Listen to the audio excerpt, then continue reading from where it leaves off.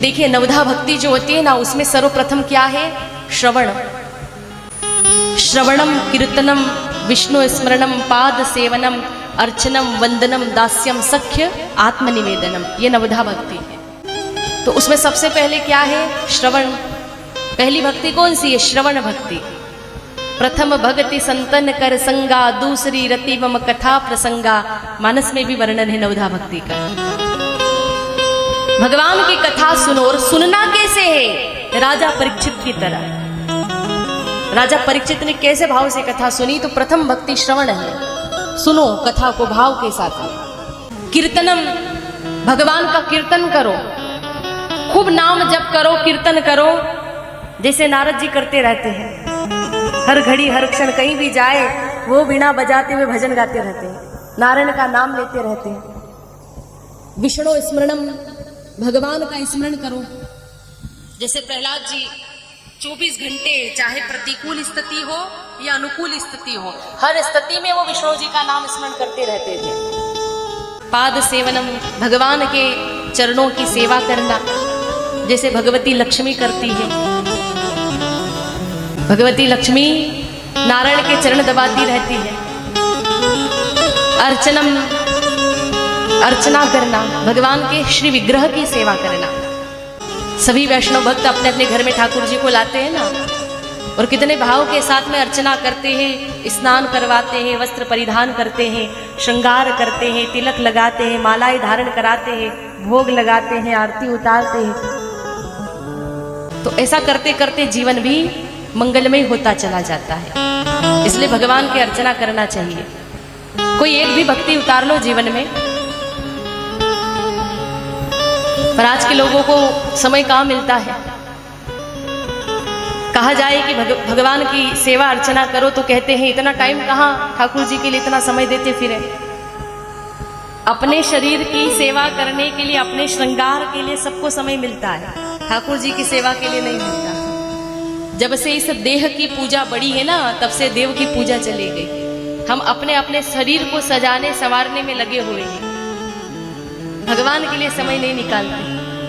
तन की सबको फिक्र है, मन की फिक्र नहीं करते। तन गंदा न हो जाए इसका बराबर ख्याल रहता है, पर मन कहीं न बिगड़ जाए, मन कहीं गंदा न हो जाए, इसकी चिंता नहीं करते। खास संभालना तो मन ही है। शरीर तो वैसे भी नश्वर है, एक दिन इसको नष्ट होना ही है, चाहे कितना भी सजा कर संवार कर रख लो इसको। जाने वाला तो मन है ना। पूर्व जन्म का शरीर चला गया, मन नहीं गया है। तो मन की देखभाल करो, मन की चिंता करो, मन एकाग्र होगा हरि की सेवा करने से। तो अर्चन भक्ति, फिर है वंदन, भगवान की वंदना करो, प्रणाम करो, आते जाते वंदना करो, घर में रहो तो वंदन करो, घर से बाहर जाओ तो वंदन करो, रास्ते पर चल रहे हो तो वंदन करो। कितनी बढ़िया बात है, वंदना करो। दास्यम, दास्य भक्ति थोड़ी कठिन है, क्योंकि उसमें फिर अपनी इच्छा नहीं चलती, फिर स्वामी की जो इच्छा। जैसे पत्नी कितने भाव के साथ पति की सेवा करती है, कितने सारे नियम होते हैं, वैसे ही सेवक का भी धर्म होता है। सेवक का जो धर्म होता है ना, बड़ा कठिन होता है। उसमें स्वामी की इच्छा के अनुकूल चलना होता है, स्वामी जो चाहे वो करना, अपनी कोई इच्छा नहीं चलेगी। तो दास्य भक्ति हनुमान जी महाराज ने करी। फिर है सख्य, भगवान से नाता जोड़ो, सखा का भाव अर्जुन ने करी। आत्मनिवेदनम, नवमी भक्ति है आत्मनिवेदनम, समर्पण कर देना, भगवान की शरणागति को स्वीकार कर लेना। तो ये नवधा भक्ति है। इसमें से अगर हमारे जीवन में एक भी आ जाए तो हमारा कल्याण हो जाए।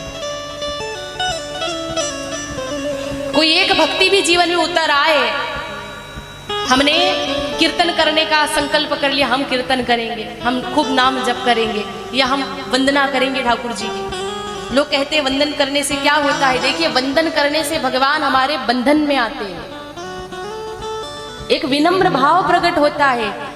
भाई किसी भी व्यक्ति, साधारण मनुष्यों की अगर हम बात करें तो किसी व्यक्ति के आगे जाकर भी अगर हम झुक जाएंगे ना, प्रणाम करने लगेंगे ना, तो उसके दिल में भी हमारे प्रति भाव आ जाएगा।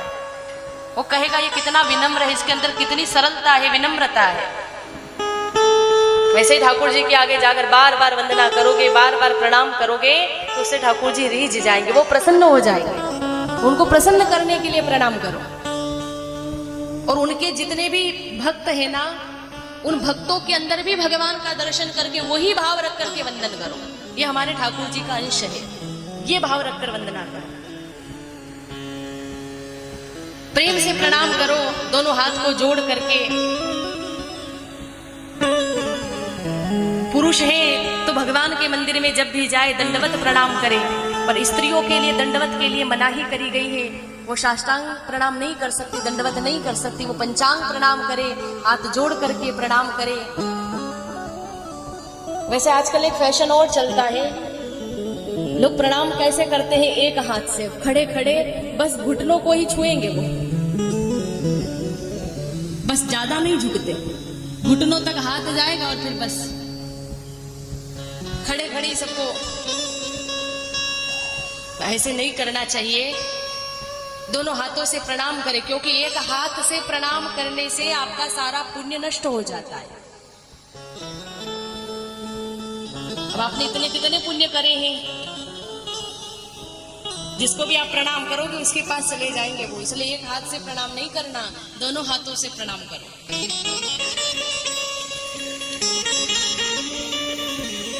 तो कोई भी एक नियम जीवन में धारण करे, कथा श्रवण करने का, भजन करने का, वंदन करने का, ठाकुर जी की सेवा अर्चना करने का, जीवन मंगलमय बनाने के लिए। क्योंकि ये मनुष्य जीवन हमें दिया ही इसलिए है कि हम अपना उद्धार कर सकें।